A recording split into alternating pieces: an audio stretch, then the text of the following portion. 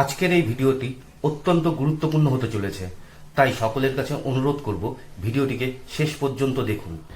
এবার জাতিসংঘ সাধারণ পরিষদ অধিবেশনে মার্কিন প্রেসিডেন্ট ডোনাল্ড ট্রাম্পের সাথে ডক্টর ইউনূস ছবি তোলার চান্স পেলেন না কেন, এই প্রসঙ্গটি নিয়ে এই মুহূর্তে আপনাদের সামনে কথা বলবো। ছবি অনেকের কাছে মনে হতে পারে খুব তুচ্ছ একটা বিষয়, কিন্তু ছবি অনেক বড় কথা বলে। একটা রিপোর্ট কিংবা একটা আর্টিকেলের চেয়েও কখনো কখনো শুধুমাত্র একটা ছবি বিরাট ভূমিকায় অবতীর্ণ হয়। আর কূটনীতিতে তো ছবির ভূমিকা অনন্য। আপনারা জানেন যে ডক্টর মোহাম্মদ ইউনূস ইতিমধ্যেই গত 22 সেপ্টেম্বর বাংলাদেশ সময় দিবাগত রাতে বাংলাদেশ ত্যাগ করে নিউ ইয়র্কে গেছেন। গত কয়েকদিন হয়ে গেল ইতিমধ্যে, এবং আজকে আমরা যে মুহূর্তে এই কন্টেন্টে নির্মাণ করছি ঠিক তার কয়েক ঘন্টা পরেই বাংলাদেশ সময় রাতে আর নিউ ইয়র্ক সময় দিনের প্রথমার্ধে ডক্টর মোহাম্মদ ইউনূস 26শে সেপ্টেম্বর বাংলাদেশের প্রধান উপদেষ্টা ডক্টর মোহাম্মদ ইউনূস ভাষণ দেবেন জাতিসংঘের সাধারণ পরিষদ অধিবেশনে। ডক্টর মোহাম্মদ ইউনূসের এই ভাষণ জাতির জন্য, জাতিসংঘের জন্য, পৃথিবীর জন্য কিংবা বাংলাদেশের জন্য খুব কিছু করে ফেলবে না, খুব বড় ধরনের পরিবর্তন করে ফেলবে না, বাংলাদেশের মানুষের জীবনমানের উন্নয়নও করে ফেলবে না। কিন্তু এই যে একটি ভাষণকে কেন্দ্র করে, এই ভাষণ দিতে যাওয়াকে কেন্দ্র করে যে লঙ্কা কাণ্ড, ডক্টর ইউনূসের সফর সঙ্গীর সদস্য সংখ্যা বা সফর সঙ্গী সংখ্যা কত আপনারা ইতিমধ্যেই নিশ্চয়ই জেনে গেছেন। শতাধিক, 104 জন, শতাধিক যে এটি নিশ্চিত। এবং কয়েকশো কোটি টাকা খরচ করে সেটি 700 নাকি 500 সেটি হিসাববিদরা বলতে পারবেন। কেউ কেউ একদম ভিডিওতে এসে বলছেন ডাইরেক্ট যে 700 কোটি টাকা, সেটি হিসাববিদদের বিষয়। তবে কয়েকশো কোটি টাকা খরচ করে এই সফরে যে গেছেন, এটি নিঃসন্দেহে তা থেকে কোনো বলার অপেক্ষা রাখে না। আর এই সফরটি ডক্টর ইউনূসের কাছে গুরুত্বপূর্ণ, কিন্তু সারা বিশ্বের কাছে আজকে জাতিসংঘ একটা গুরুত্বহীন প্রতিষ্ঠানে পরিণত হয়ে গেছে। আপনারা এই সম্মেলনটির চেহারা যদি খেয়াল করেন, পৃথিবীর ওদিকে মার্কিন যুক্তরাষ্ট্র, আর এদিকে আমি যদি ইন্দো প্যাসিফিক এরিয়ার দিকে যদি নজর দিই, তাহলে এই এরিয়ার 3টি গুরুত্বপূর্ণ দেশ ভারত, চীন, রাশিয়ার সরকার প্রধানরা, ভারতের প্রধানমন্ত্রী নরেন্দ্র মোদী, রাশিয়ার প্রেসিডেন্ট ভ্লাদিমির পুতিন, চীনের প্রেসিডেন্ট শি জিনপিং কেউ এই সম্মেলনে উপস্থিত হননি। আর গত মঙ্গলবার ডোনাল্ড ট্রাম্প জাতিসংঘের ভাষণ দিয়েছেন।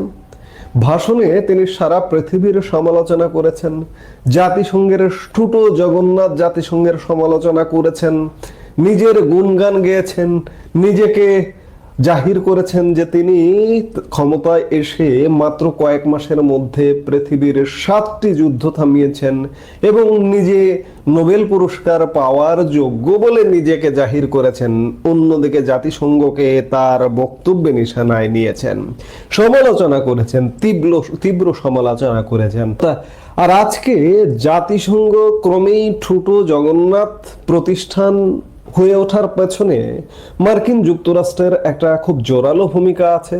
আপনারা খেয়াল করেছেন যে ডোনাল্ড ট্রাম্প ক্ষমতায় আসার পর থেকেই জাতিসংঘের বিভিন্ন সংস্থা থেকে নিজেদের অর্থায়ন প্রত্যাহার করে নিচ্ছেন।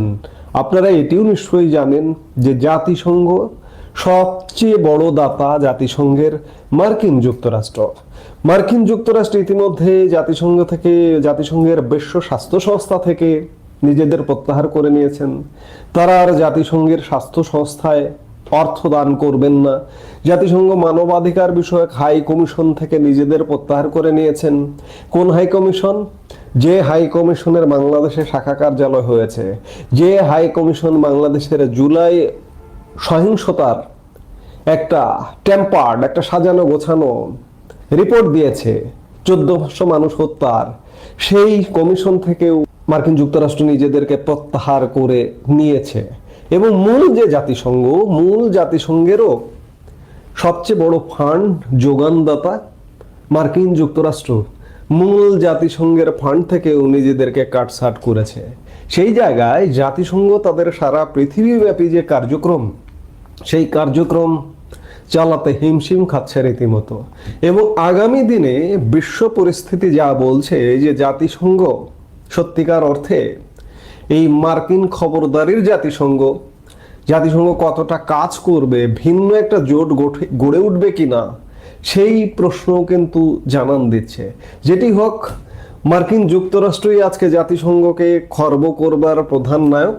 এবং আপনারা জানেন যে গত মঙ্গলবার জাতিসংঘের সাধারণ পরিষদ অধিবেশনে মার্কিন প্রেসিডেন্ট ডোনাল্ড ট্রাম্প ভাষণ দিয়েছেন।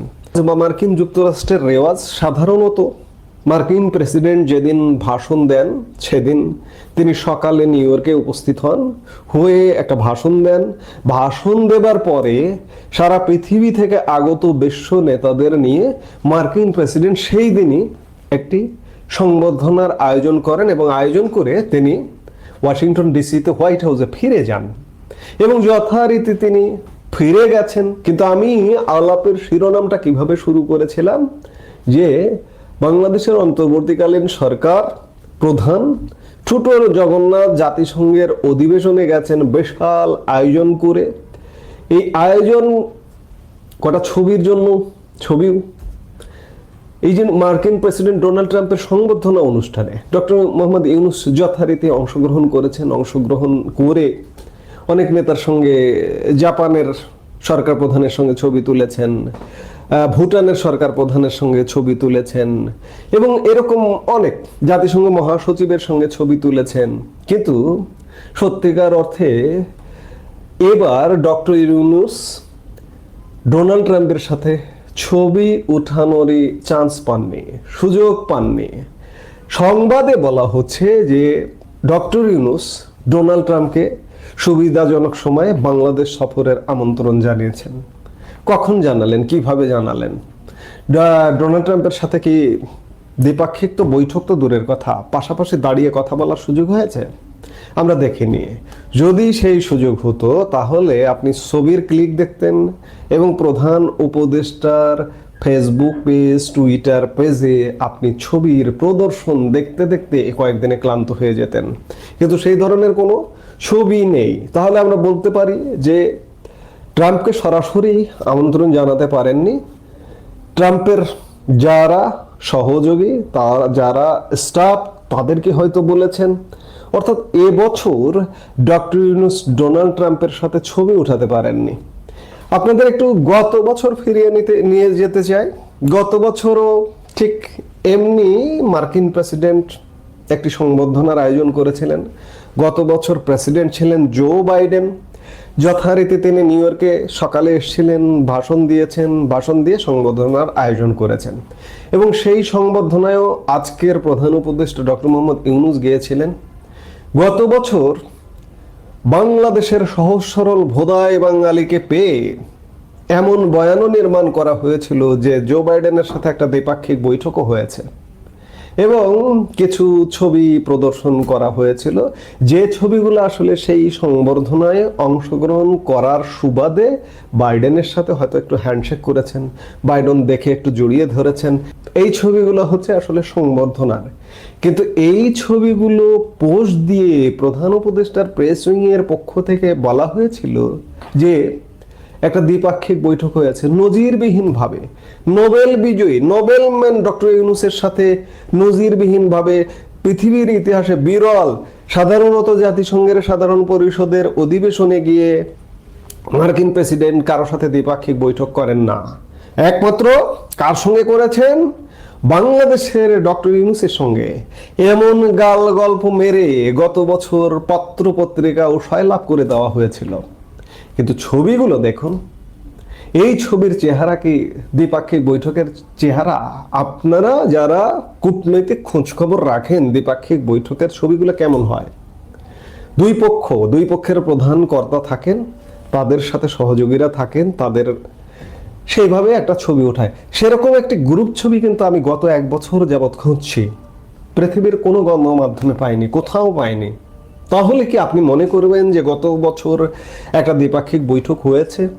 আর এই যে গত বছর বাইডেনের সঙ্গে যে ছবিগুলো, দু দেশের ফ্ল্যাগ পেছনে সামনে, ছবিগুলো কিভাবে ওঠানো হয়েছে, এটা সংবর্ধনা অনুষ্ঠানে বাইডেনের সাথে হাত মিলিয়েছেন, জড়িয়ে ধরেছেন, কথা বলেছেন সংবর্ধনা অনুষ্ঠানে। সেখানকার ব্যাকগ্রাউন্ড ছিল অন্য। এই যে দেখুন এই ব্যাকগ্রাউন্ডটা, এখানে যদি পেছনে ফ্ল্যাগ ব্যাকগ্রাউন্ড দিয়ে আজকের এই ফটোশপের যুগে, এআই এর যুগে পেছনে ফ্ল্যাগ দিয়ে যদি এই ছবিটাকে দেওয়া হয়, দিয়ে যদি বলা হয় এটা দ্বিপাক্ষিক বৈঠকের ছবি, এই যে এই ছবিগুলো দেখছেন, এটার ব্যাকগ্রাউন্ডে অন্য কিছু ছিল, এগুলো ব্যাকগ্রাউন্ড পরে বসানো। কাজে এই গত বছরও দ্বিপাক্ষিক বৈঠক হয়নি। ভোদায় বাংলাদেশ, সহজ শহর বাংলাদেশের মানুষকে ভোদায় পেয়ে যা বোঝানোর তাই বোঝানো হয়েছে। গত বছর দ্বিপাক্ষিক বৈঠক হয়েছে। আচ্ছা, দ্বিপাক্ষিক বৈঠক হলো, মার্কিন যুক্তরাষ্ট্র গত এক বছরে বাংলাদেশের জন্য কি অবদান রেখেছে, কত কত ডলার, কত বিলিয়ন ডলার বাংলাদেশকে, বা কত মিলিয়ন ডলার বাংলাদেশকে সহযোগিতা করেছে। $1 গত 14 মাসে মার্কিন সহায়তা পেয়েছেন, বরঞ্চ বাদ হয়ে গেছে, ইউএসএআইডি চলে গেছে। মার্কিন যে অর্থ বাংলাদেশে আসতো ইউএসএআইডির মাধ্যমে উন্নয়ন বিভিন্ন বরাদ্দের আসতো, সেগুলো বন্ধ হয়ে গেছে।